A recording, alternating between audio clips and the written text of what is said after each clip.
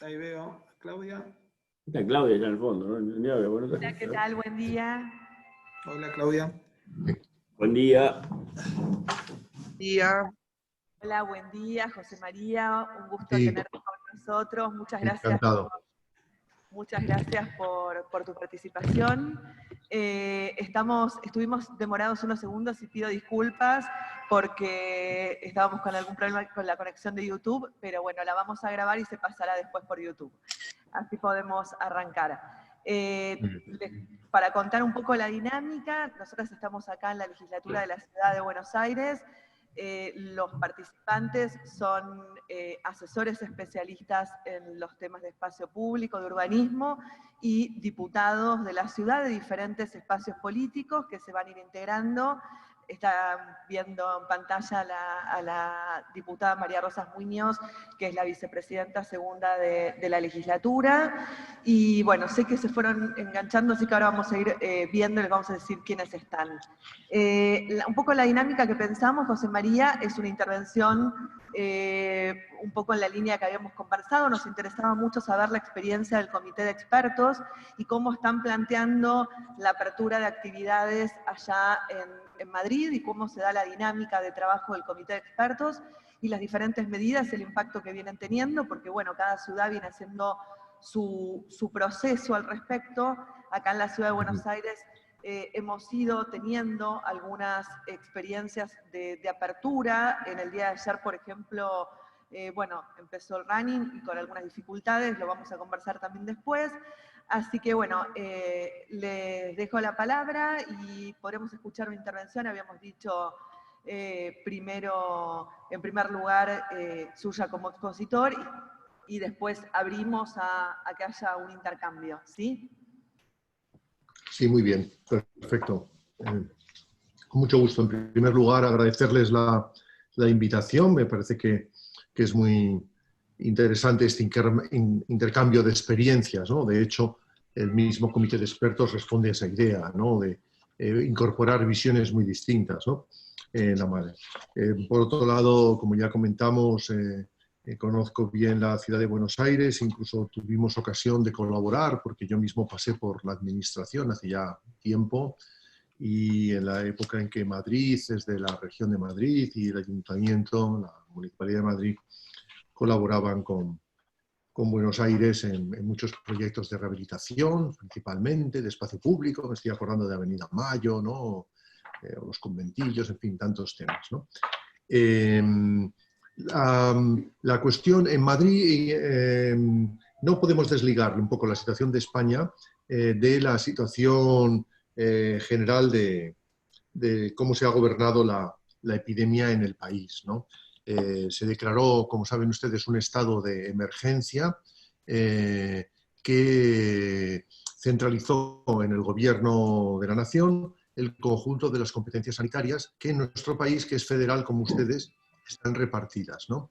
En cada una de las comunidades autónomas. Es decir, que hemos vivido una situación excepcional en la cual desde el gobierno central se han ido estableciendo normas que han ido condicionando cómo se podían desenvolver las regiones, que equivalente a los estados de su parte, las comunidades autónomas se llaman las regiones, y las ciudades. Eso significa que las ciudades no son libres de poder, ¿cómo le diría yo?, elegir la franja horaria en la cual las personas se pueden mover, sino que algunas de las decisiones más importantes han venido, por así decir, dictadas desde el gobierno central, desde el gobierno de la nación, ¿no? Y tienen una importancia también trascendente en la utilización del espacio público. Por ejemplo, la desescalada se ha ido organizando por etapas, la fase 0, fase 1, fase 2, fase 3 y ya, digamos, desescalada completa, ¿no? Y los territorios, según el grado de impacto que ha tenido la epidemia y la situación en la que se encuentran en cuanto a la posibilidad de dar respuesta sanitaria a la epidemia, se encuentran en distintas fases. Por ejemplo, Madrid y Barcelona, las dos grandes ciudades más importantes que todavía que han sufrido el impacto mayor de de la epidemia en cuanto a contagios, en cuanto incluso a fallecimientos, aunque son las dos ciudades que tienen mayor infraestructura sanitaria, están en la fase 1, mientras que, acaban de pasar a la fase 2, mientras que otras regiones de España están ya en la fase 3, más adelantada. La mitad del país, más o menos, está ya en una fase muy avanzada de apertura y Madrid recién inaugura una nueva etapa. Este lunes la inauguró, ¿no? En la fase 1 es la primera en la que se permitió efectivamente también el hacer deporte a determinadas horas y se distribuyó el tiempo en franjas horarias, ¿no? Dedicadas a deportistas y adultos en la misma franja horaria. Si no les recuerdo mal, luego estos datos si podemos comprobar, pero si no recuerdo mal es de 6 de la mañana a 10 de la mañana para adultos y deportistas. Después de 10 a 12 de la mañana se establece una franja para personas mayores, entendiendo por tales mayores de 70 años. Y a las 12 empieza una franja que se abre muy amplia de niños, que acaba, si no les estoy diciendo mal, hasta las 6 de la tarde, donde empieza de nuevo simétricamente la franja de mayores, de 6 a 8, y a las 8 hasta las 11 de la noche, otra vez adultos y deportistas pueden moverse, ¿no? Durante todo el confinamiento siempre ha sido permitido salir del domicilio para realizar algo de primera necesidad, ir al médico, a la farmacia, compras de cualquier naturaleza, digamos, de alimentación o, en fin, enseres de hogar, cualquiera de estas cosas. Hay que tener en cuenta que el comercio general estaba cerrado, salvo estas tiendas de primera necesidad, y que los grandes almacenes solo han empezado a abrir en fase 2. Es decir, que los shopping centers, los grandes almacenes, han abierto solo cuando tienen mayor de 400 metros cuadrados en fase 2. Entonces, la fase de las franjas horarias puso de manifiesto muy rápidamente la insuficiencia del espacio público. Y ahí es donde han entrado los gestores municipales, ¿no? En cada uno de los municipios.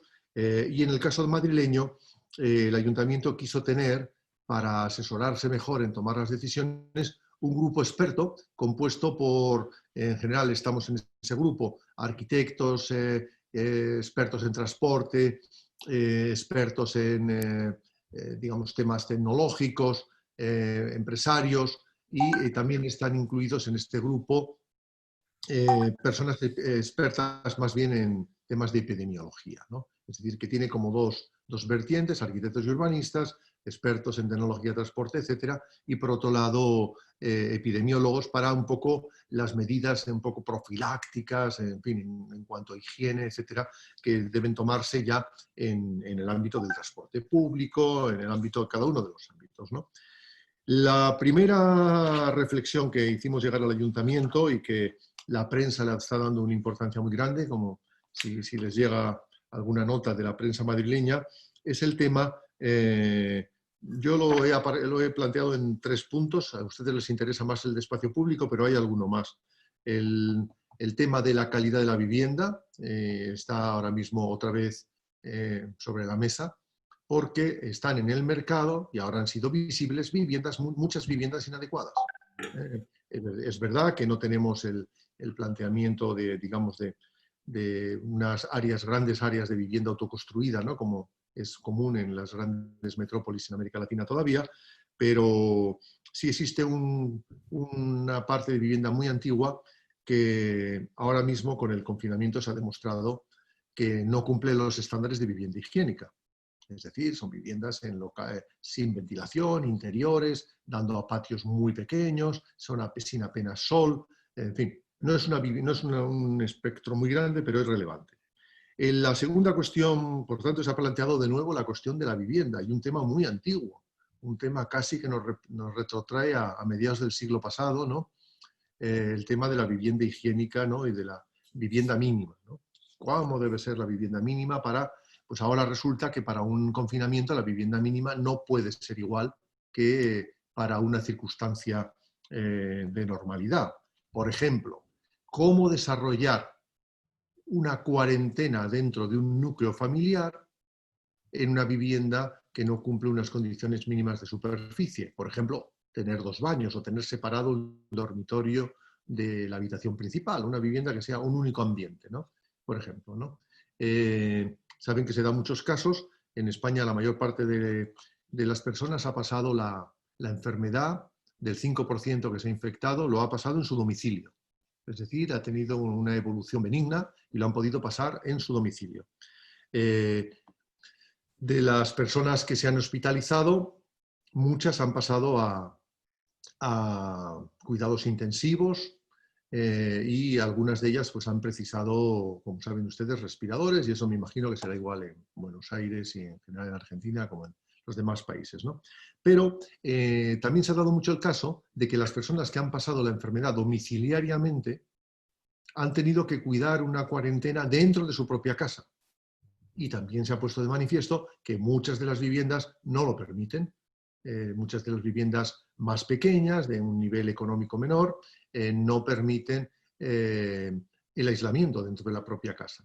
Con lo cual, prácticamente que se obligaba o se inducía el contagio del total de la unidad familiar, incluida dentro de esa vivienda, ¿no? En el futuro, ahora cuando ya pasemos de cuarentena a aislamiento selectivo, va a ocurrir un proceso que me imagino que a mucha gente le va a irritar, y es que muchas personas no van a poder pasar ese aislamiento en casa y tendrán que ser hospitalizadas o tendrán que ir a un hotel medicalizado, lo cual, teniendo en cuenta que a veces no es necesario, supone un incremento de coste y también un incremento de incomodidad para la persona, ¿no? Porque en muchos casos, pues la cuarentena en la casa, cuando se tienen 2 baños y la posibilidad de tener 2 habitaciones para poder convivir separadamente durante 15 días, pues se podía sobrellevar, y ahora habrá que acudir a esa cuestión. Parece menor, pero parece importante.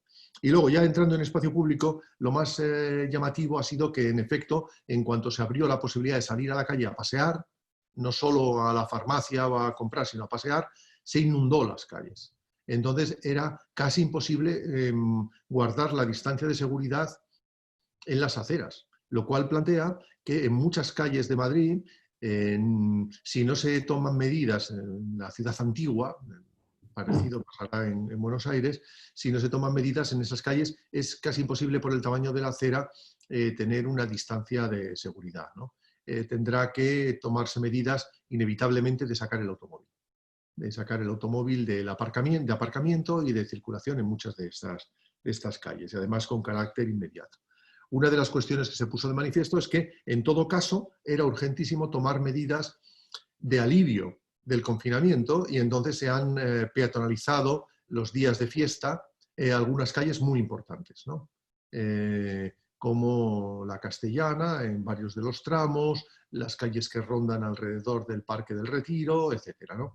Se fueron abriendo primero los parques pequeños y ahora ya están abiertos prácticamente todos los parques de Madrid, con lo cual el alivio es un poco mayor, pero sigue habiendo un uso muy intenso.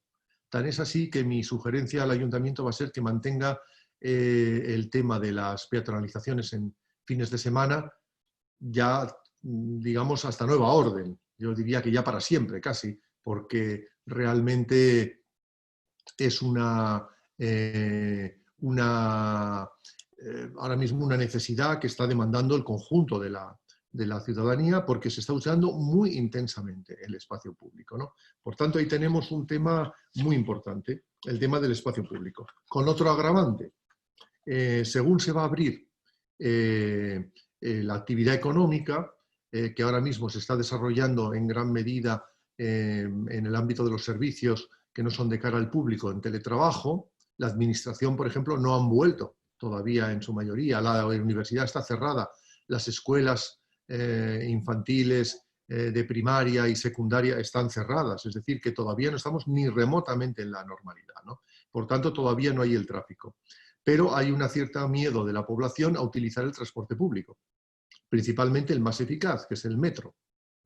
Saben ustedes que en Nueva York ha quedado acreditado que el metro fue el principal vector al comienzo de la epidemia, ¿no? El metro en sí no tiene la culpa. El metro, si no hay medidas de precaución utilizadas por la población, el metro es efectivamente peligroso, pero el metro no fue peligroso en otras ciudades que lo tienen. De la misma manera que no creo yo que la densidad, sinceramente, sea el problema con esta epidemia.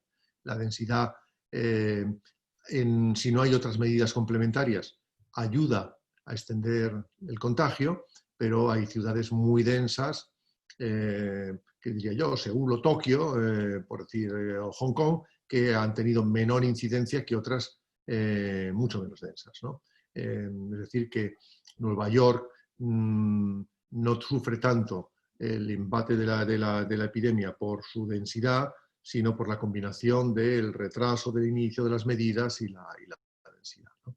Por otro lado, es poco densas, si al final terminan teniendo que ser dependientes de grandes centros comerciales, de grandes estaciones de transporte colectivo o de concentración de actividades de esa población para trabajo en ámbitos donde, en edificios muy concentrados, pues al final digamos que lo que puedan tener de más seguro en su domicilio lo pierden en su desplazamiento o su propia actividad cotidiana, de trabajo, de ocio, de comercio, lo que fuera, ¿no? Pero en definitiva ahí tenemos otro tema. Y ese tema en concreto es que durante los momentos más duros de la epidemia se pidió a la gente que no utilizara el transporte público, pues si no tenía más remedio, y que los autobuses iban muy vacíos para poder mantener las distancias de seguridad. Y con el agravante de que en España al comienzo había déficit de suministro de mascarillas y otros elementos de hidroalcoholes y otros elementos básicos, cotidianos, que son tan importantes o más como que la gestión de la distancia, ¿no? También.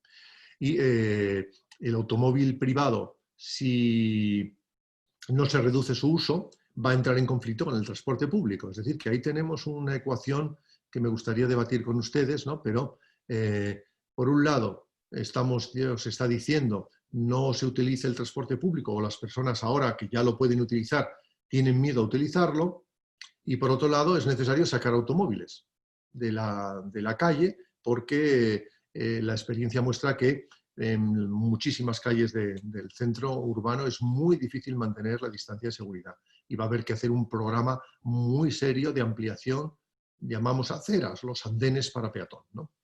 Digamos que ahí tenemos también otro tema importante, ¿no? Y si quieren, el último tema que yo querría insistirles es el tema también de la planificación del tiempo, y es que si algo ha puesto de manifiesto esta pandemia es que nos hemos visto sometidos a una regulación del tiempo desde el Estado. Esto era insólito. Jamás iba a imaginar que un Estado democrático me iba a dictar las horas a las que puedo salir a la calle, las horas a las que puedo entrar, dónde me puedo mover, las distancias a las que puedo desplazarme desde mi domicilio, ¿no? Pero lo cierto es que ha sido necesario, ha funcionado y ha funcionado bien.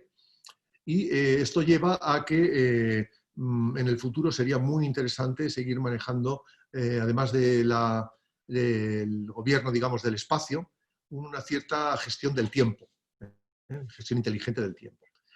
Si se lograra mantener una parte del empleo en terciario, oficinas, servicios de la administración, empresas privadas, en fin, banca, etcétera, en clave de teletrabajo, sería también muy fácil reducir muchísimo el tráfico urbano. Simplemente con que un quinto de los trabajadores de una empresa se distribuyan y un día a la semana trabajen desde su domicilio, ya se reduciría un 20% el tráfico total, si todas las empresas o muchas de ellas siguen ese ejemplo, ¿no? Por tanto, hay otro tema también muy interesante, además de la gestión del espacio público, que es el tema de la gestión del tiempo, ¿no?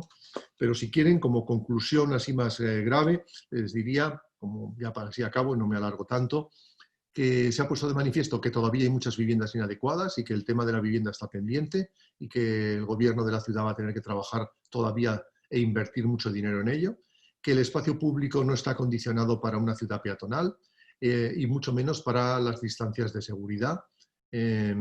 La ciudad es incómoda ahora mismo pues, para las personas que sufren problemas en el desplazamiento, alguna minusvalía física, o personas sencillamente, padres o madres con sus niños pequeños, pero ahora eso se ha visibilizado para el conjunto de la población y que por tanto es necesario redimensionar la distribución entre automóvil y peatones. Y además de eso, nos encontramos con otro tema que también a ustedes seguramente que se les va a plantear, es el tema de que en España tiene, como saben, mucha importancia, tenemos una cultura de gastronomía, una cultura de hostelería, ¿no?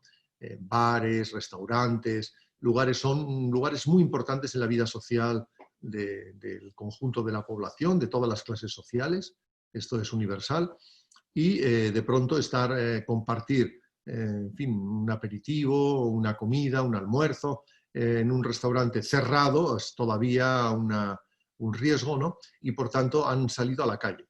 Con lo cual también compiten con el espacio público las mesas de los restaurantes, de los bares, de los pubs, ¿no? Es decir, en definitiva, hay también un tercer actor, ¿no? Que demanda más espacio público, ¿no?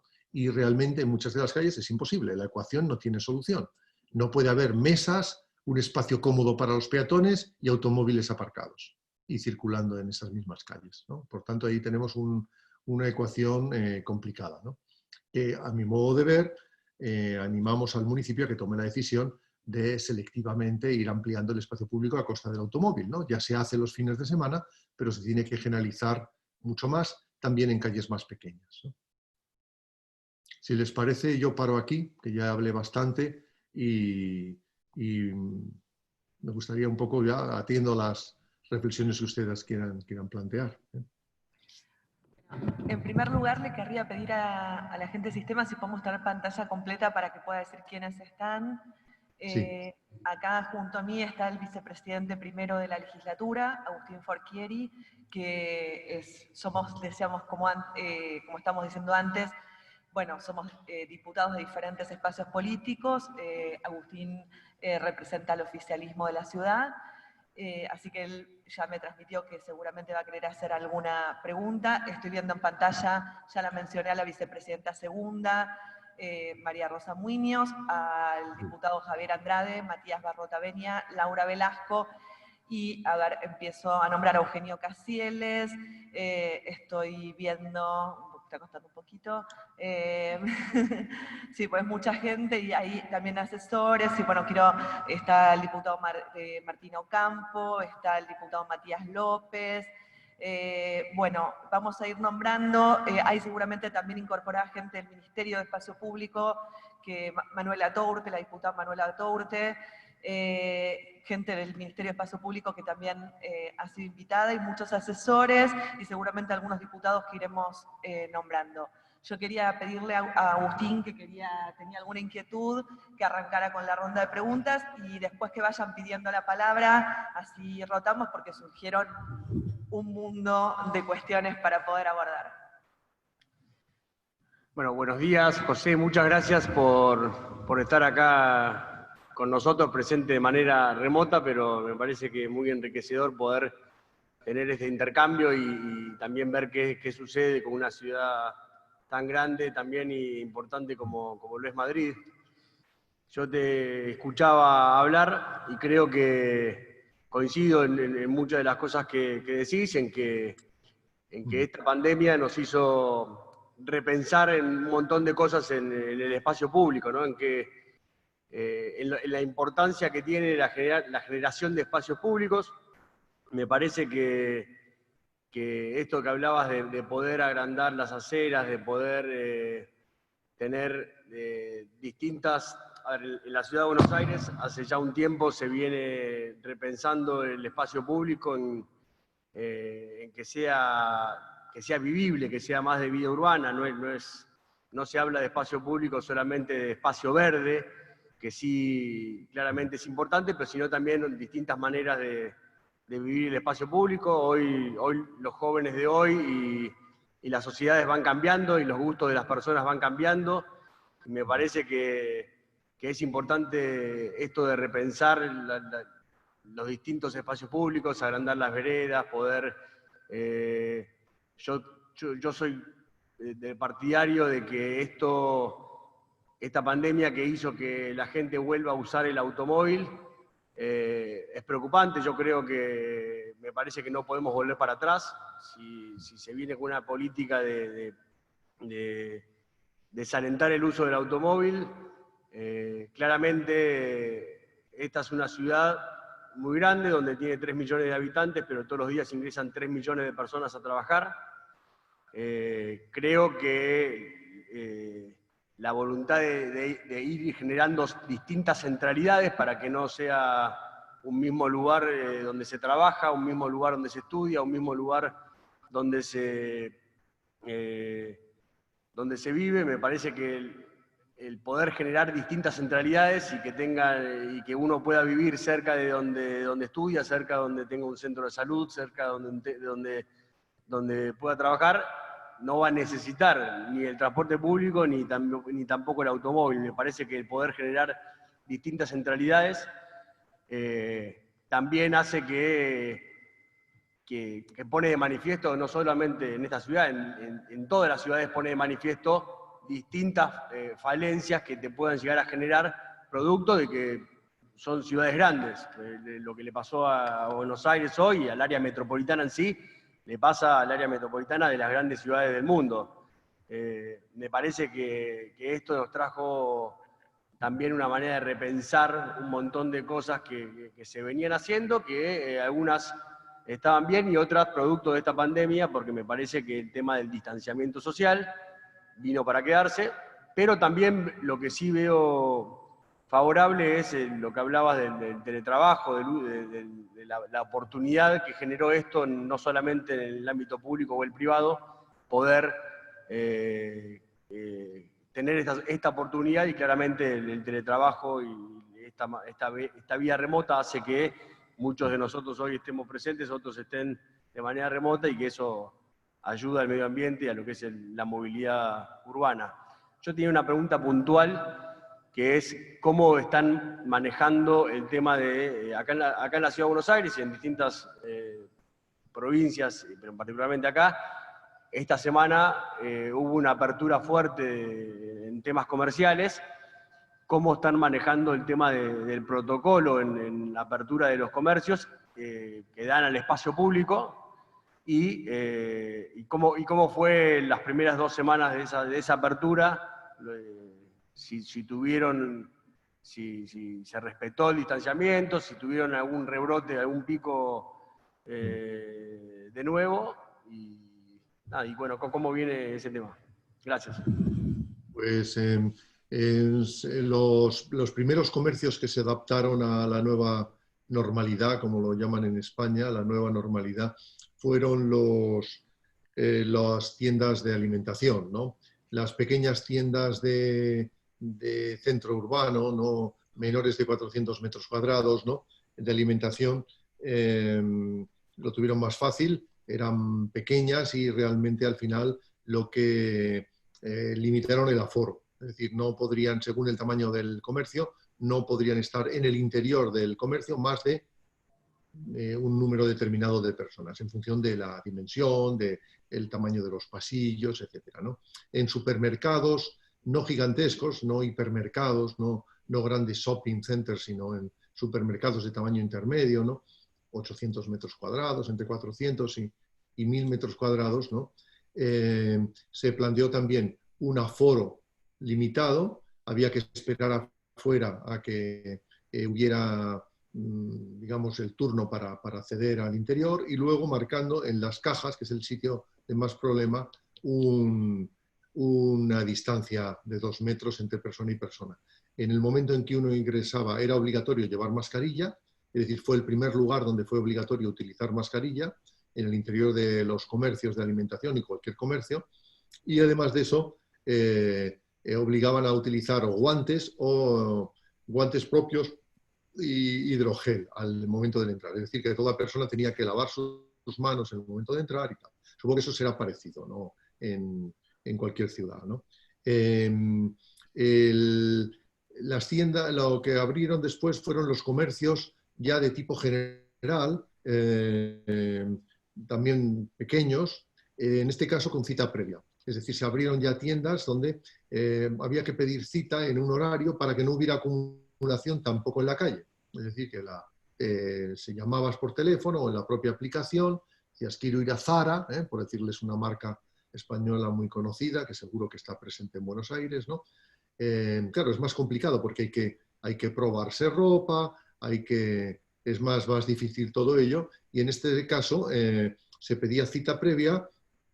La cita previa ya aseguraba que el aforo no se superara, y luego pues había toda una serie de medidas que ni les voy a contar, muy complicadas, de desinfección, por así decir, ¿no? de todo lo que se había utilizado por parte de un cliente. Es decir, que ir a comprar se parecía a ir al dentista o ir al médico, ¿no? Es decir, que prácticamente después de cada paciente, ¿no?, se desinfecta enteramente, ¿no?, todo lo que ha tocado, usado, ¿no?, etcétera, ¿no? Con lo cual se hace un poco más complicado. No hubo grandes aglomeraciones porque yo creo que en esas circunstancias tampoco había una demanda tan grande, ¿no? Yo diría que en esta primera fase, donde lo más conflictivo, digamos, ha sido el espacio público, porque en el espacio público había un momento en el cual estaban circulando a la vez personas que hacen deporte y corren, están, en fin, trotando, bicicletas, personas más mayores que pasean simplemente, ¿no? Y el espacio era pequeño y al final, pues bueno, las personas que están trotando, no sé si utilizan ustedes también esta expresión, ¿no?, que se utiliza en algún otro país de América Latina, ¿no?, están haciendo running, ¿no?, no llevan mascarilla. Para hacer deporte no es obligatorio utilizar mascarilla, y esas personas pasaban muy cerca de personas mayores que sin embargo iban paseando, ¿no? Ahí había un conflicto. Y eso terminó planteándose sacar las bicicletas de las zonas peatonales, pero claro, las bicicletas entonces se las condenaba a tener que moverse no en las áreas acondicionadas para peatones y deportistas, ¿no?, sino en la calle común, ¿no?, con el riesgo, porque muchos utilizaban la bicicleta como deporte, no eran ciclistas urbanos, ¿no? En fin, ese tema ha ido encajando y en algunos casos se han ampliado las zonas peatonales. Estoy recordando algunas aquí cercanas a las que yo mismo utilizo, que la experiencia ha mostrado que no podían tener reservado ningún carril para automóvil, no se podía mantener ninguno porque era necesario mayor holgura para poder dividir paseantes, personas que están haciendo deporte, sobre todo trotando, corriendo, y ciclistas, ¿no? Ciclistas hay de todos tipos, hay niños muy pequeños también que hacen, aunque no coinciden en el mismo horario, ¿no? Ahora que estamos en fase 2, ya los horarios, las franjas horarias ya no rigen para toda la población, sino solamente hay una franja horaria reservada para los mayores, lo cual es interesante, porque son los que merecen más protección, ¿no? Hemos visto que esta epidemia ha afectado muy poco a los jóvenes, ¿no? Pero muchos jóvenes han visto dramáticamente cómo ellos mismos contagiaban a sus padres, que lo han pasado muy mal. Incluso yo tengo alumnos y experiencia muy triste en ese sentido. Muchos alumnos han perdido a los abuelos, algunos han visto cómo se contagiaban sus padres y han pasado pues una experiencia muy mala, ¿no?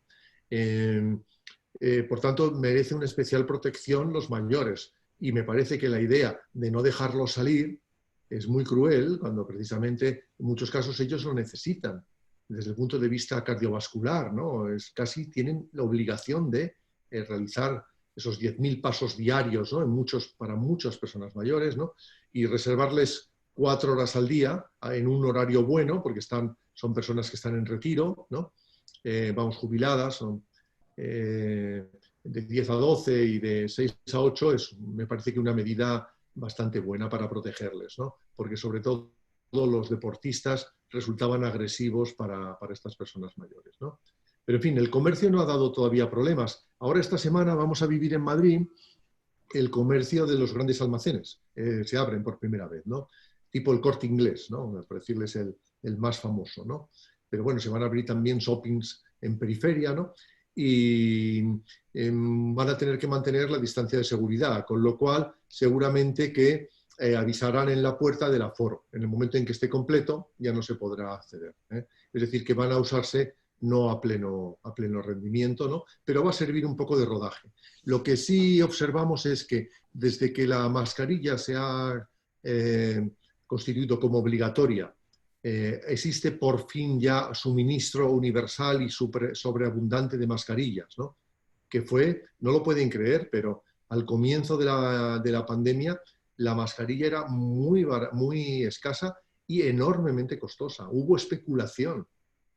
Yo podía haber esperado especulación por cualquier cosa, pero especulación con las mascarillas, ¿no?, mascarillas que cuestan 2, 3 dólares se estaban vendiendo a 25, 30. Mascarillas de segundo nivel, ¿no? Las mascarillas que se llaman aquí quirúrgicas, ¿no? Estas azules, estaban vendiéndose a 2, 3 euros, ¿no? Cuando el precio que al final ha fijado el gobierno tuvo que fijar precios máximos de mascarillas, ¿no? Y el tema se solucionó cuando empezó a haber un suministro muy sobreabundante y las mascarillas tendrán que valer lo que valían antes de la epidemia, ¿no? Las mascarillas quirúrgicas apenas unos céntimos, ¿no? 50 céntimos, 30 céntimos, ahora está en 99 céntimos, si no me equivoco. Y ahora son obligatorias. En el momento en que las mascarillas sean universales y obligatorias, todo se hace mucho más fácil, porque realmente las mascarillas, más que protegernos, las mascarillas quirúrgicas lo que hacen es evitar que contagiemos. Pero si todos las tenemos, realmente el efecto es, basta que alguno no la lleve para que pueda contagiar a personas con mascarilla. Es menos probable, pero es posible, ¿no? Con lo cual la mascarilla es universal. La lástima es que esto no fuera obligatorio desde el primer momento. Tenía que haber sido, pero tampoco podía serlo, en primer lugar porque la Organización Mundial de la Salud, como saben, no lo estableció como obligatorio. No estaba tan claro que fuera tan contagioso este virus. Pero segundo es porque en muchos países, entre ellos España, no había mascarillas. Y todas las mascarillas se derivaron hacia los servicios sanitarios. Las farmacias no vendían mascarillas. Y cuando empezaron a venderlas fueron a precios, ya digo, especulativos, ¿no? En fin, pero lo cierto es que ahora la gestión funciona un poco mejor y la gestión del espacio público, aunque no me lo han preguntado exactamente, cuando es muy abundante se autorregula solo. Es decir, que cuando la sección viaria es muy amplia, enseguida los corredores van por una zona, los paseantes por otra y los ciclistas por otra. Solo cuando es muy estrecha se produce el conflicto. Por lo tanto, si grandes avenidas las abren solo para peatones, pues no cabe duda de que no hace falta que pongan bandas, porque se tiende a organizar por sí mismo, por sentido común. Tengo al diputado Barrotaveña pidiendo la palabra. ¿Le pueden dar micrófono al diputado Barrotaveña? Hola, ¿ahí se escucha? Sí, muy bien. Bueno, primero, agradecer por esta posibilidad de este intercambio y a Claudia y a la comisión por hacerla posible. Primero una reflexión y una pregunta puntual. Acá una de las características de lo que estuvimos viviendo y lo que estamos viviendo es que puso de manifiesto o le dio, si se quiere, más visibilidad a las desigualdades, ¿no? Algo hacía referencia con respecto al tema de la vivienda, también con la posibilidad del acceso al costo de las mascarillas. Creo que una de las cuestiones, no sé qué tanto se puso en cuestión allá en Madrid, fue que se puso muy claro que algunos tienen que viajar más y en peores condiciones, que algunos, viven en peores condiciones, que no tienen el suficiente dinero como para comprar los elementos básicos de higiene, pero sobre todo lo que puso de manifiesto es que en este caso esas cuestiones afectaban al total, no eran cuestiones individuales, sino que afectaban al conjunto por esto que recién señalaba, ¿no? Que aquel que no podía cuidarse, porque no tenía el dinero, porque vive hacinado, que tiene malas condiciones de movilidad, después impactaba también sobre el conjunto y en cierta forma hace reflexionar la desigualdad, no solo desde un lado, si se quiere, moral o ético, sino también desde un lado del interés individual de cada uno para hacer al interés conjunto. Eso también repercute sobre la estructura impositiva, ¿no? Y cómo se recauda para poder resolver estas desigualdades. Pero después, una pregunta muy puntual. Ahí estoy viendo, en algunas ciudades, por ejemplo en París, se planteó el esquema de que los bares y restaurantes que tienen dimensiones pequeñas puedan utilizar la vía pública, no solo las veredas, sino también las calles, las aceras, para poder tener la distancia. Esto se está haciendo en Madrid, sacar las mesas a la calle, peatonalizar, pero además que estas, que son fuente de una enorme cantidad de puestos de trabajo y que hoy en la Ciudad de Buenos Aires tienen la posibilidad del takeaway, del para llevar o el delivery, pero que es un porcentaje mínimo del negocio habitual, si esto se está haciendo. Y también con respecto a los centros culturales, teatros, que también, en Buenos Aires, pero también por lo que conozco de Madrid, muchas veces tienen espacios pequeños, sótanos, lugares con algunas dificultades de acceder al aire, al sol y demás. Se está planteando el uso del espacio público, es decir, trasladar espectáculos que puedan utilizar las plazas, los espacios públicos, para poder desarrollar actividades donde obviamente ahí hay una complejidad, que es la posibilidad del cobro de entrada, con lo cual supone, si se quiere, una participación del Estado en cierto financiamiento como para poder tener esos espectáculos a disposición de la población sin apelar, bueno, si se ha logrado en la apertura de teatros o espacios cerrados y demás, bueno, ver con qué protocolo se ha hecho. Esa sería la consulta, gracias. Sí. No, teatros sí todavía no se han podido abrir, ni espectáculos, ni la liga de fútbol está detenida y no hay espectáculos deportivos con público, ¿no? La liga se reanudará, todavía no, sin público al comienzo y luego ya se verá, todavía no hay previsiones a ese respecto, ¿no? En relación con el tema de la hostelería, efectivamente es muy importante y mueve muchísimos puestos de trabajo, ¿no? Entonces, en las fases en las que se permitió, que era la primera principalmente y la segunda, ¿no?, el abrir la hostelería, también en cada fase estaba regulado cuánto era el número máximo de personas que se podían reunir. Si no me equivoco, en la primera fase era hasta 5 personas, en la segunda ya se puede reunir hasta 10, pero, por ejemplo, muchas de las personas que han perdido familiares, esto no lo he señalado, que han perdido familia, no han podido celebrar el funeral. En muchos casos el entierro sí, obviamente, pero el funeral no se ha llegado a poder celebrar, sencillamente porque todavía no había posibilidad de reunir a un número de personas importante o grande, ¿no? Ahora ya se permite. Y muchos de los comercios en la primera fase tenían la posibilidad, de los bares y restaurantes, de sacar mesas a la calle, como usted ha dicho muy bien, ¿no? El problema estaba en que tenían que mantener una distancia entre las mesas importante.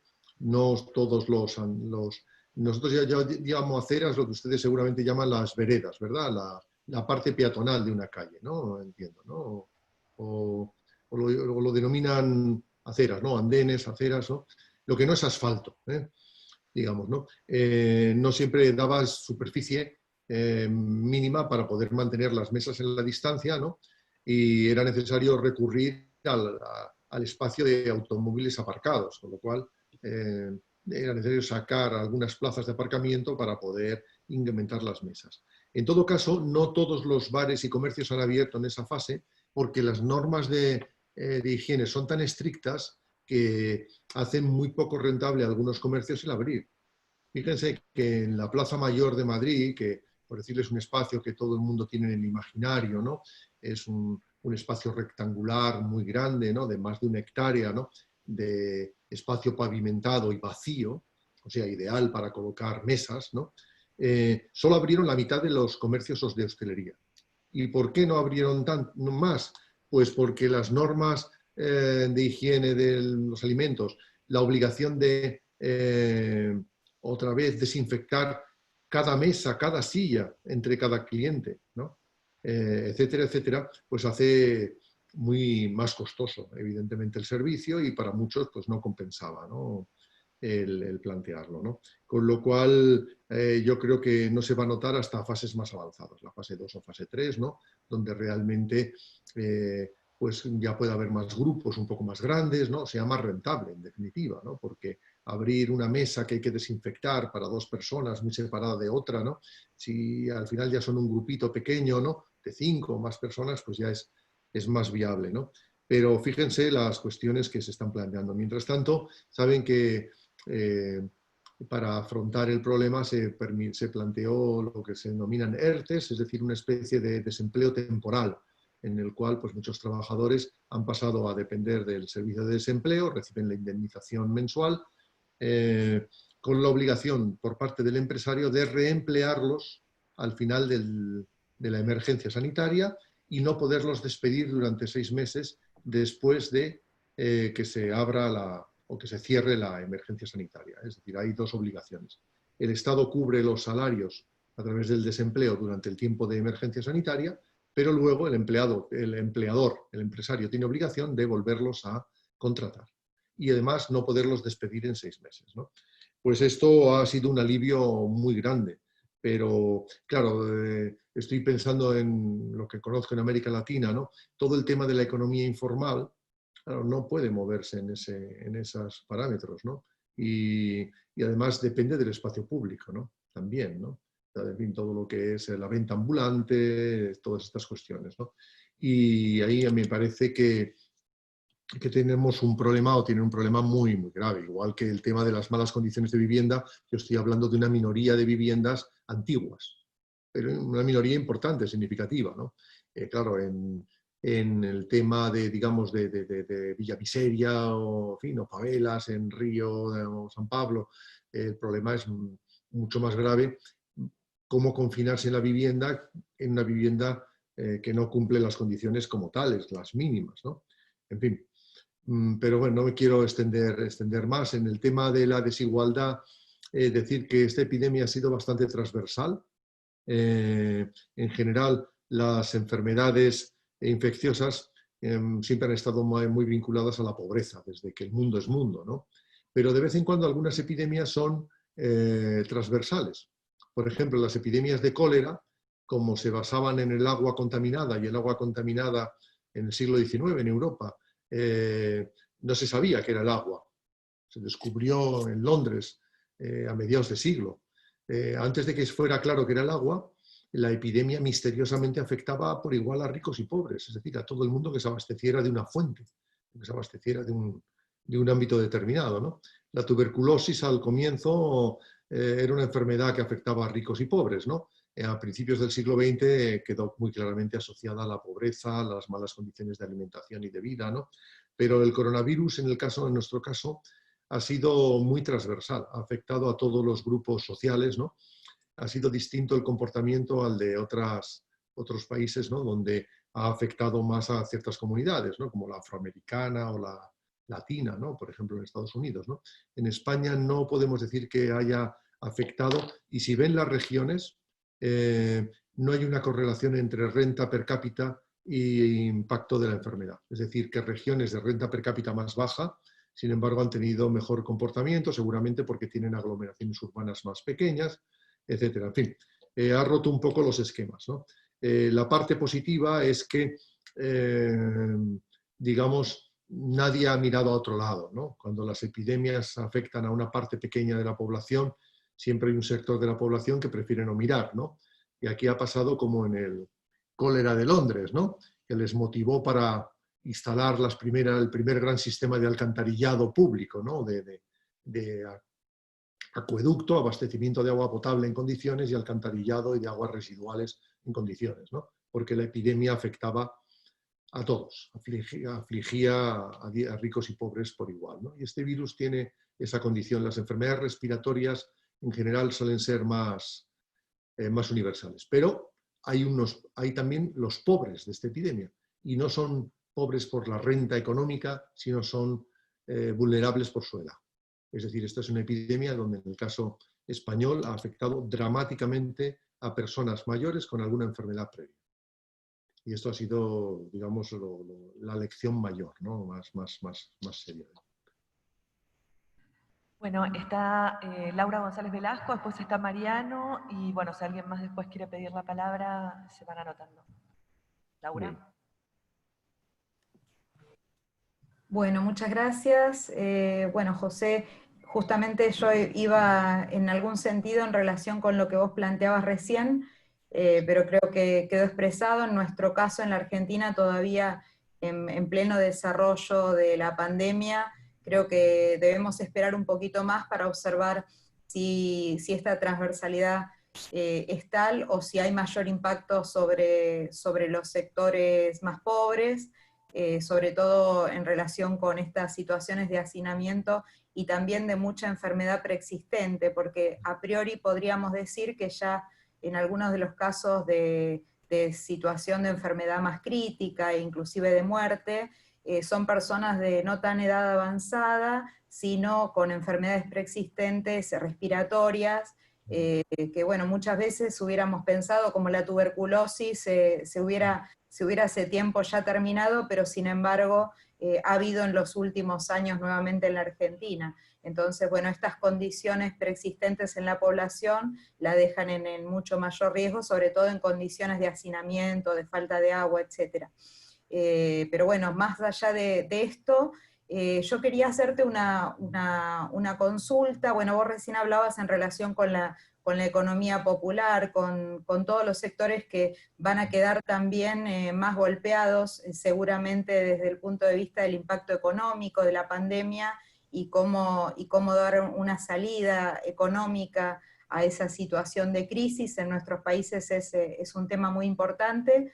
Pero yo quería consultarte en particular con algún tema que tal vez tenga más parecido a lo que está sucediendo allá con lo que está sucediendo acá, seguramente con diferencia en términos de recursos. ¿Cómo han vuelto a las clases, en las escuelas, en las universidades? ¿Cómo ha sido ese proceso? No sé si me lo perdí o no si no lo llegué a escuchar al inicio o no lo llegaste a comentar. Me parece que sería importante, y por otra parte, también hacerte una consulta en relación con la situación en particular de las mujeres. Acá en la Argentina, bueno, el tema violencia de género es una de las cuestiones que se ha recrudecido, que ha habido más llamadas, obviamente en términos de aislamiento, pero bueno, también si ahora, por ejemplo, se estaba discutiendo las salidas nocturnas para recreación o para deporte, bueno, en el caso de las mujeres, si esto era seguro. Bueno, si también están pensando algo en este sentido ustedes. Sí. Empezando por la última pregunta, es decir, que en relación con el uso del espacio público, no hay ninguna previsión de algo diferenciado, ¿no? O unas calles específicas para que hagan deporte mujeres, pero lo que sí se ha notado es un incremento de los casos de violencia doméstica durante el confinamiento, ¿no? No tengo la estadística exacta del incremento pero sí también ha habido mayores problemas de convivencia y incremento de solicitudes de divorcio, también durante el confinamiento, ¿no? Es decir, que sí ha tenido esa consecuencia inmediata, ¿no? El tema digamos, del impacto, ¿no? Sobre las escuelas y tal, comenté un poco al comienzo, efectivamente, no se han reabierto las universidades. Yo soy profesor universitario también, además de profesional, y sigo dando las clases a distancia, online. No hemos vuelto a clases presenciales. Quizá volvamos en julio, o final de junio. A partir del 21 es posible, pero se va a volver con unas condiciones de distancia social, que sinceramente yo creo que las universidades en concreto no van a poder cumplir, porque no tenemos espacio suficiente en las aulas como para cumplir esas distancias. Y si tenemos espacio suficiente, no hay profesores suficientes para duplicar los grupos. Con lo cual ahí vamos a tener una dificultad, ¿no? De momento, pero como los alumnos son millennials o postmillennials, ¿no? De nueva generación, y son todos ellos nativos digitales, se manejan muy bien en el ámbito a distancia, ¿no? El trabajo con estudiantes de arquitectura, ellos realizan casi todas sus tareas en ordenador, en el computador, y por tanto no hay gran problema en continuar las clases en ese sentido, incluso corregir sus trabajos, pero las clases presenciales no han vuelto, y lo que es más grave, no han vuelto las clases presenciales en las escuelas infantiles, guarderías, colegios, llamamos escuelas de primaria y de secundaria, ¿no? Supongo que será parecido el sistema, la división educativa, ¿no? La secundaria nuestra es como el college, ¿no? Más o menos de los anglosajones, ¿no? O el bachillerato, antes se llamaba también bachillerato, ¿no? No han vuelto, lo cual significa que los niños están en las casas, con lo cual es un estrés sobre las familias también importante, ¿eh? Y un esfuerzo sobre las mujeres también particularmente importante, porque por mucho que se haya prosperado en ese punto, el tema de los cuidados sigue siendo principalmente femenino, no estoy hablando de las tareas domésticas, no, estoy hablando del concepto de cuidados, ¿no? A esa persona mayor o a los niños, ¿no? Y muchas de las familias trabajan ambos miembros, ¿no? Lo cual significa que es un esfuerzo muy grande el que están realizando muchas mujeres, ¿no? Que tienen el tema... se han incorporado, bueno, nunca han estado en teletrabajo aquellos puestos de trabajo que están de cara al público, ¿no? Que son los más expuestos, por otro lado, ¿no? Cuando se empiecen a hacer estudios epidemiológicos más finos, se podrán constatar cosas que en España yo no tengo datos, ni creo que existan todavía, pero que en Nueva York sí que, por ejemplo, han publicado, ¿no? Y es que el personal sanitario, que está en la primera trinchera, es el que tiene más contagios. En España eso lo tenemos acreditado. Casi un tercio de los contagios son de personal sanitario. Es tremendo esto. O sea, es un grupo heroico.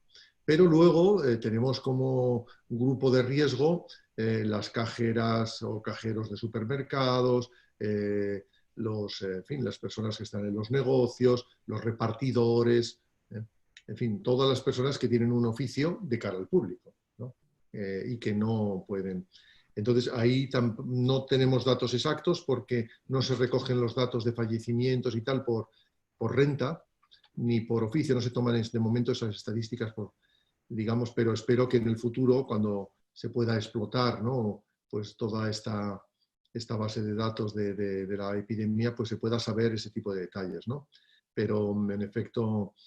Y luego diré que la economía informal en España no es tan extensa como en América Latina, sí es importante y la llevan principalmente emigrantes irregulares, cosa que también uno ve en Buenos Aires, con las personas de Paraguay, ¿no? O ves en Costa Rica con los nicas, ¿no? No hay país que no tenga otro que le surta también de emigrantes, ¿no? En el caso nuestro, esas personas son las más indefensas y más vulnerables, porque no tienen un empleador. No tienen, por tanto, no pagan seguros sociales, no tienen derecho a desempleo, ¿no? Es un tema más dramático. Y para esto se han creado por organizaciones caritativas y ONGs repartos de comida. Y se han visto por primera vez en Madrid filas enormes de personas en repartos de comida gratuita, ¿no? Cosa que no habíamos visto, yo creo que desde tiempos de posguerra, desde los años 40 del pasado siglo, ¿no?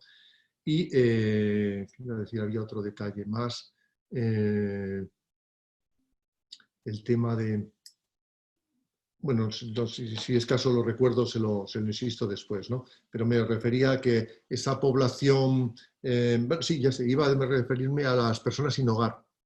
Las personas sin hogar es distinto en la problemática, porque eso sí tenemos muchísima información, porque desde hace muchos años se está recogiendo cuál es su condición, hay censos muy correctos, ¿no? No son muchas personas, aunque son muy visibles, ¿no? Y para estas personas sí se habilitaron espacios en hoteles o en espacios de expositivos, tipo ferias, ¿no? Igual que se habilitó un hospital de campaña, ¿no? En los recintos feriales se habilitaron también espacios dormitorio para las personas sin hogar, ¿no? Sobre todo durante las semanas en que todavía hacía frío, ¿no? Esto dejará de estar vigente en muy poco tiempo, volverán a estar esas personas otra vez Pero influyó sin ninguna duda el que ahora mismo esas personas deambulando, estando en la calle, no podían cumplir las normas de confinamiento. Con lo cual había una contradicción, que es que en América Latina la he escuchado muchas veces, hace poco estuve en un evento en Quito, ¿cómo se confina el que no tiene casa? ¿No? Claro, no se puede confinar en su vivienda si no se tiene. Y ahí se tomaron medidas que tienen mucho que ver también con la percepción de la amenaza, es decir, no sé si ha pesado tanto la solidaridad como la propia amenaza que significa pues, dejar a una serie de personas a su suerte y posiblemente se infectarán porque estarán en contacto con otras personas en las mismas circunstancias y al final terminan siendo un riesgo para el conjunto de la población, ¿no? Lo cierto es que se les habilitó locales especiales para pasar la noche durante todas las semanas más importantes, ¿no? Y en esta fase creo que algunos de ellos ya están cerrando, con lo cual volverá otra vez a haber el mismo problema, ¿no? Hay albergues por parte del municipio, hay albergues para personas sin hogar, pero normalmente no surten a toda la demanda. Y luego, además, muchos refugiados políticos se han convertido, algunos de Latinoamérica, se han convertido en personas sin hogar, familias enteras, ¿no? Que no han quedado desahuciadas de su casa, o han tenido, y bueno, eso es otra problemática también a tratar, ¿no? En general, ahí están respondiendo bien las ONGs, ¿no? Tanto las católicas, Cáritas, como las ONGs de distintos enfoques, ¿no? Llevan una parte muy importante de esta responsabilidad, ¿no? Y también la subvención pública a estas ONGs ha subido este tiempo, pero la organización no es directa desde el gobierno municipal, sino más bien a través de las ONGs. Bueno, estaba anotado Mariano Orlando. Le damos sonido. Bueno, gracias José María por estar acá. Van dos preguntas, digamos, como decía el diputado, los diputados anteriores, digamos, uno de los grandes problemas que deja al desnudo la pandemia acá en la ciudad es la profunda inequidad socioeconómica, física, territorial y ambiental, que dan cuenta de la ausencia de un modelo territorial o bien de un modelo territorial que excluye y segrega. Y esto se manifiesta en el espacio público. Rápidamente acá hay una tendencia de ir a buscar soluciones afuera, soluciones importadas a problemas internos, ¿no? Entonces la pregunta es, si no cree que las teorías como la ciudad de los 15 minutos, las macromanzanas, la implementación descentralizada de espacios públicos de escala barrial, aplicados en ciudades tan heterogéneas y tan desiguales como la nuestra, no puede provocar un fenómeno de guetificación o de mayor segregación? Sin ir más lejos, la apertura del running ayer nos permitió observar por televisión cómo los barrios acomodados tenían esta actividad que sería imposible desarrollar en los barrios del sur, donde la inequidad es absolutamente manifiesta. Y la otra pregunta, dos en una, aprovecho, es que el fenómeno que produce la pandemia también es cierta idealización del suburbio como vida en la naturaleza, y hay una tentación de ese escape, ¿no? ¿Cuáles son las medidas que tiene que afrontar y ofertar la ciudad para combatir ese fenómeno? Sí. Claro, en una sociedad desigual, el mercado normalmente profundiza la desigualdad si no hay medidas correctoras, ¿no? Suelen ser medidas fiscales o medidas de suministro de bienes públicos, ¿no? No se me ocurren otros medios, ¿no?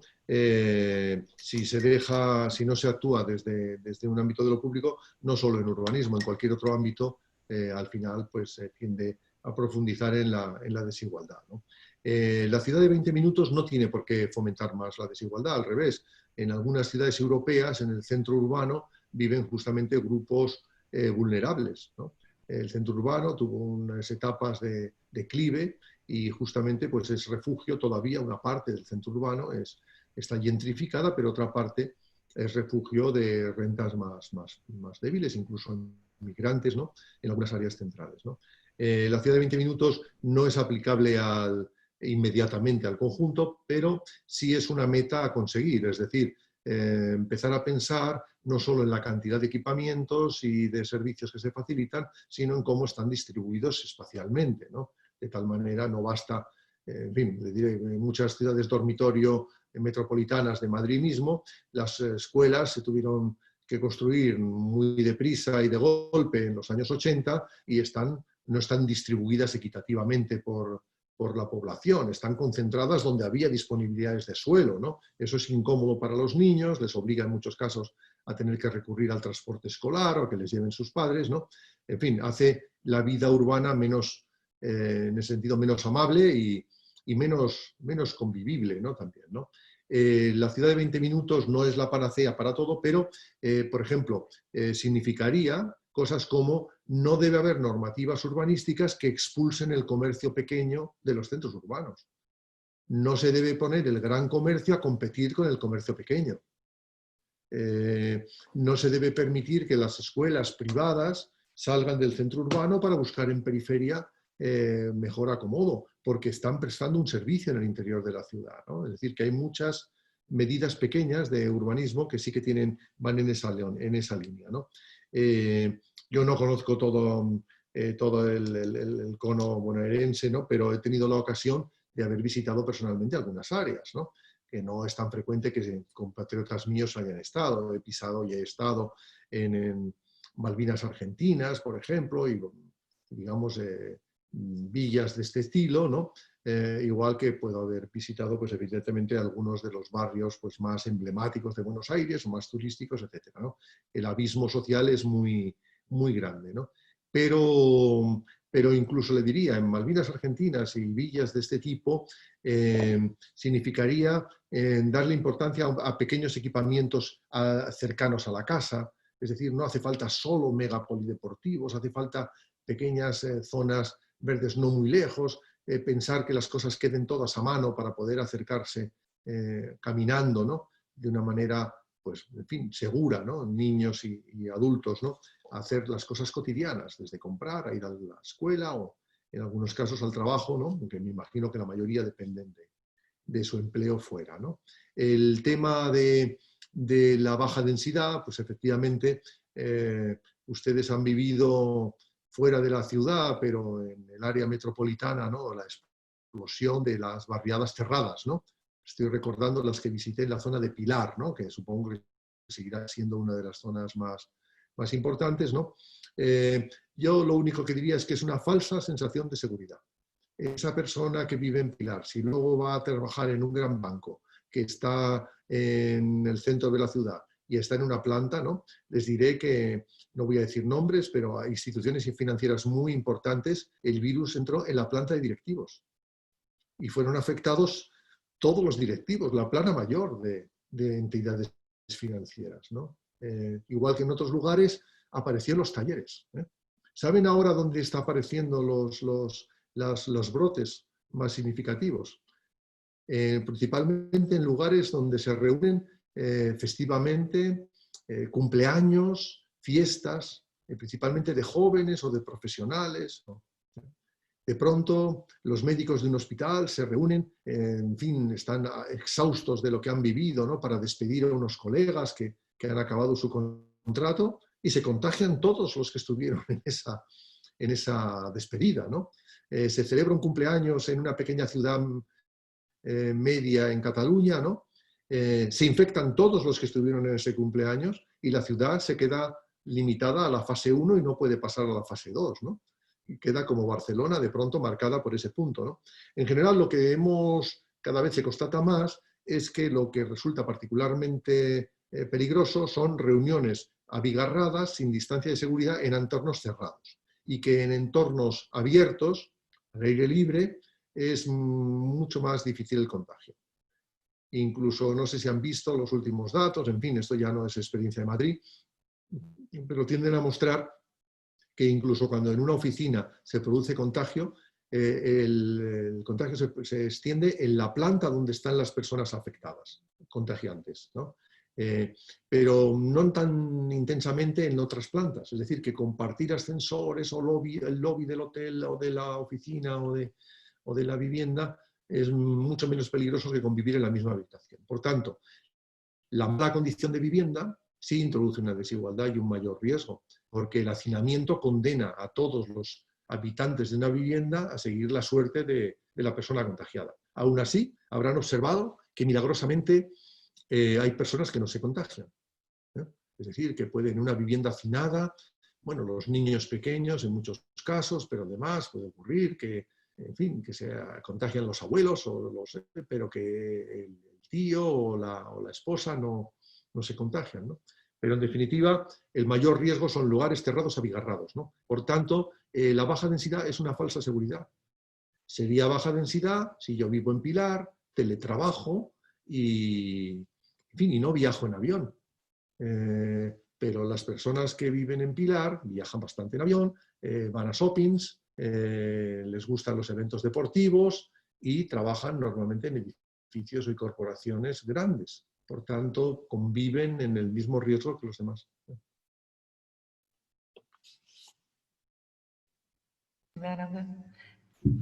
Bueno, José María, para ir terminando, yo voy a hacer algunas pequeñas reflexión y pregunta y te dejo el cierre porque me parece que es importante poder dejarle a nuestro expositor el cierre de la charla.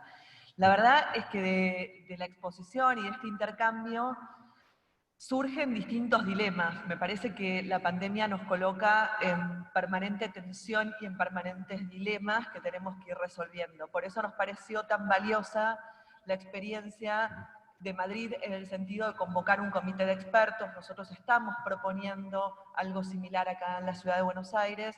Nos parece también interesante, importante, y queremos destacar que esta propuesta que hicimos y venimos haciendo de un ciclo de charlas tiene la participación de los distintos espacios políticos. Estuvo acá hasta hace un momento, ahora se tuvo que retirar el vicepresidente de la legislatura, que es oficialista. Estamos diputados de la oposición, de distintos bloques de la legislatura, y me parece que esto tiene que ver con la necesidad de poder crear espacios de reflexión por fuera de las disputas políticas que intenten anteponer el interés general que en este momento tenemos, que es, por supuesto, salir de esta pandemia de la mejor forma posible y resolver estos dilemas.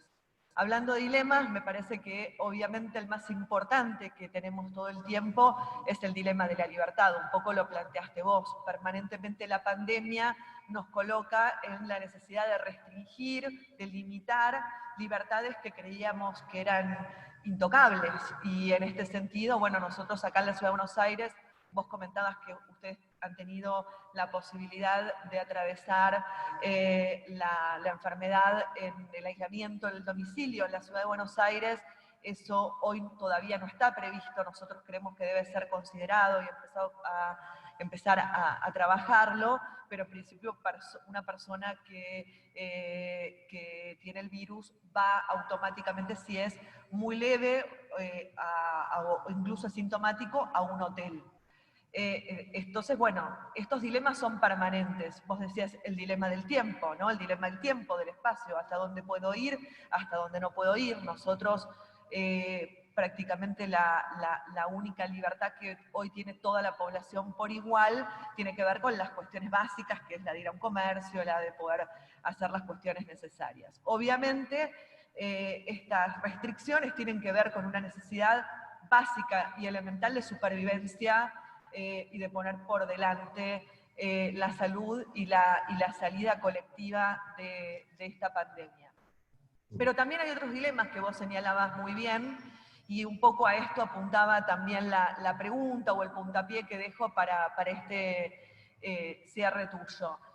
Hay un planteo que me pareció muy interesante, que es esta tensión que se empieza a dar entre la peatonalización, el espacio público pensado para el peatón, el espacio público que hoy al mismo tiempo tiene invasión de automóviles porque no queremos en una ciudad que además tiene un problema con el sistema público de transporte, que vaya la gente a viajar al sistema público hacinada. Al mismo tiempo, esto también colisiona con la posibilidad o la única posibilidad que uno ve en algún futuro próximo de abrir los bares que también ocupan la vereda. Me pareció que este es otro dilema, y yo le agregaría uno más, y en esto dejo un poco también la pregunta, uniendo el planteo que hacía Mariano, bueno, que también tiene que ver con las diferencias de los distintos barrios, porque nosotros, y supongo que en Madrid ocurre, pero menos, tenemos una gran disparidad, por ejemplo, en la cercanía con los espacios verdes. Entonces tampoco es lo mismo la necesidad de ensanchar una vereda o de peatonalizar o de recuperar espacio público para la peatonalización o incluso para hacer deportes en determinadas zonas porque tienen más acceso al espacio verde, porque tienen mayor espacio en general, que en otras zonas donde prácticamente no hay espacio verde cerca.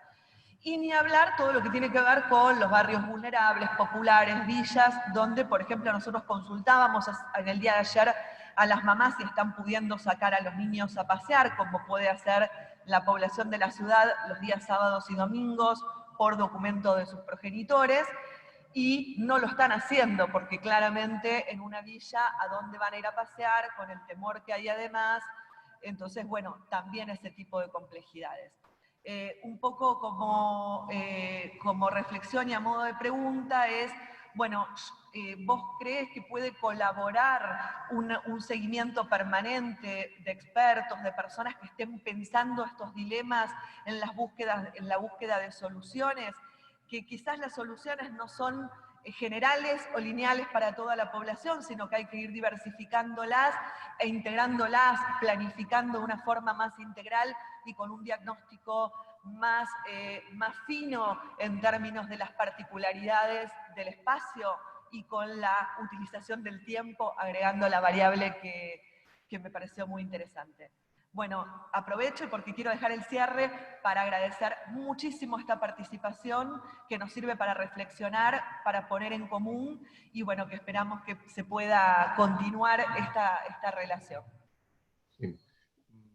Pues yo mismo también tengo que empezar agradeciéndoles el que me escucharan, pero acepté muy gustoso el participar acá, no tanto porque pensara que pudiera ser muy útil lo que les podía señalar, ¿no? Sino porque creo que del contraste, del puro contraste, ya surgen ideas y temas nuevos. Ustedes han hecho matices y reflexiones que me hacen pensar mucho y me obligan también a distanciar del caso concreto, ¿no? De Madrid, ¿no? Ya les he señalado que yo he tenido la oportunidad de moverme por bastantes ciudades de América Latina y no tengo una visión eurocéntrica, ¿no? del problema, ¿no? Sino lo veo con un poquito más de complejidad. Efectivamente, tenemos muchos dilemas y quizá los expertos tenemos un poco la obligación de poner encima de la mesa los dilemas y los hechos objetivos, los dilemas basados no en suposiciones, sino en hechos objetivos, ¿no? Y desde el ámbito político se tiene la necesidad y la obligación y el mandato popular de tomar decisiones, ¿no?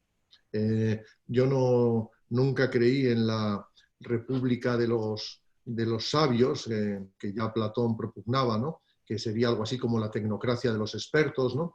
Porque creo que se necesita conocimiento de los hechos, pero también el vínculo con la voluntad ciudadana que da la democracia, ¿no? Nos encontramos en dilemas en Occidente muy grandes, muy graves, porque el pasar del sistema de cuarentena, que es un sistema que se innovó precisamente en las ciudades durante las grandes epidemias desde la antigüedad hasta casi el siglo XVIII de pestes, ¿no? Al sistema del confinamiento y del confinamiento al sistema de la vigilancia digital, la cuarentena nos ha limitado en democracias, en algunos casos centenarias, española por desgracia no tan centenaria, ¿no? Pero ya asentadas, ¿no? A lo más básico, que es la libertad de movimientos. Ningún español tiene que dar noticia a nadie de dónde se mueve, dónde está, dónde vive, con quién vive y qué hace. Es como la esencia misma de la libertad. Y ahora de pronto ese núcleo de la libertad ha quedado limitado, ¿no?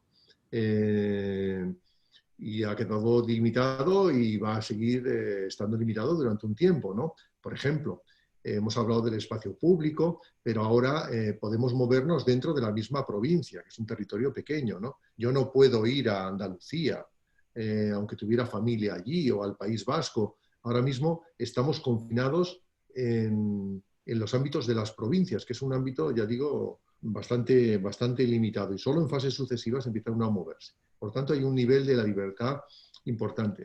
Más preocupante, a mi modo de ver, es el tema de la limitación de la intimidad personal que va a suponer el tema de la trazabilidad.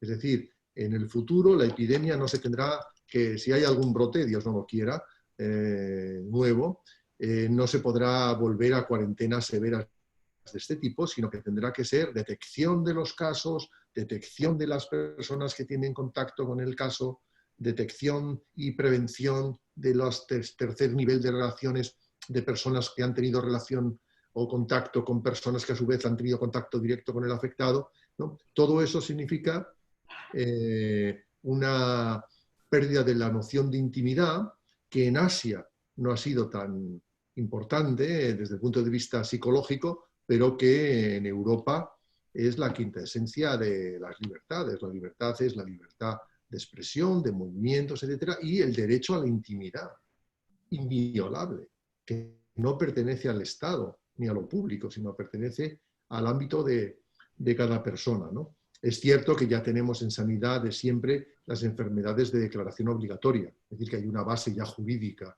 que nos limita esa libertad. Hay muchas enfermedades que hoy en día tienen que declararse sí o sí. Tiene obligación el médico, obviamente, de pasar los datos del paciente. Pero una televigilancia o una biovigilancia es un tema nuevo que es el siguiente desafío al que nos vamos a encontrar, ¿no? Hemos pasado la epidemia limitando nuestras libertades por un propósito. Entonces esperamos recobrarlas y que este sacrificio no haya sido en vano. Hemos perdido muchas personas queridas, ¿no? Pero sabemos que hemos evitado muchos cientos de miles de potenciales fallecimientos, ¿no? Y ahora lo que tenemos es que cambiar nuestra pauta de estilo de vida. Es decir, que hay un tema también que no ha salido, pero de educación en general muy, muy relevante. Y va a ser difícil, me atrevo a decir, principalmente con los jóvenes. Los jóvenes han tenido durante todo este episodio la sensación de invulnerabilidad, ¿no? Y les cuesta mucho el plantear que tienen que usar como si fueran personas vulnerables las mascarillas, que tienen que limitar sus contactos, que tienen que tener cuidado, el mismo cuidado que el resto de la población, ¿no? ¿Y eso qué significa? Educación, educación, educación, que en este caso no puede ser solo una educación coactiva, sino que tiene que ser una educación en la solidaridad, que significa que la salud en este caso es transversal e implica a todos. Ese joven que no se preocupa de su propia salud porque se siente invulnerable puede ser un vector para personas que sí lo son, ¿no? Por tanto, tenemos ahí otro desafío también importante en el mundo de la educación, ¿no? Que yo creo que también debiéramos en fin, tener en cuenta, ¿no? Agradecerles, como he empezado diciendo, sus preguntas y reflexiones, ¿no? Y simplemente acabar señalando que me gustará mucho seguir teniendo información de cómo evoluciona lo que ustedes están tomando, las medidas y la propia evolución de la pandemia en Buenos Aires, ¿no? Yo creo que la ciudad estaba en un buen momento, ¿no?, de renacimiento, ¿no?, y que espero que no se frustren, ¿no?, con este episodio, ¿no?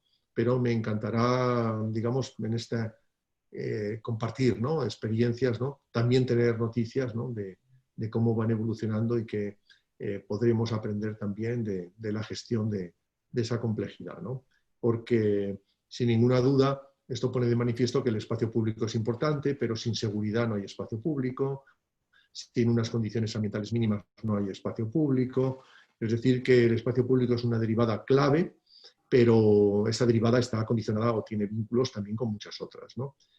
Por tanto, creo que, en fin, lo que nos está planteando esta epidemia es que la ciudad tenemos que volver a pensarla globalmente. Yo creo que simplemente si salimos con esa reflexión todos, ya habremos ganado algo. Porque en los últimos tiempos la ciudad no se pensaba globalmente en casi ningún lugar. Se estaba pensando sectorialmente, desde el punto de vista ambiental, desde el punto de vista social, desde el transporte, desde el comercio, desde la vivienda, pero una visión integrada de todo empezaba a considerarse casi como superflua, ¿no? Y esto nos demuestra que no, que las cosas están bastante ligadas, ¿no? Que la salud está vinculada de nuevo a la vivienda, que el espacio público está vinculado a las condiciones sociales, ¿no? Y que al final hay que atacar globalmente la ciudad.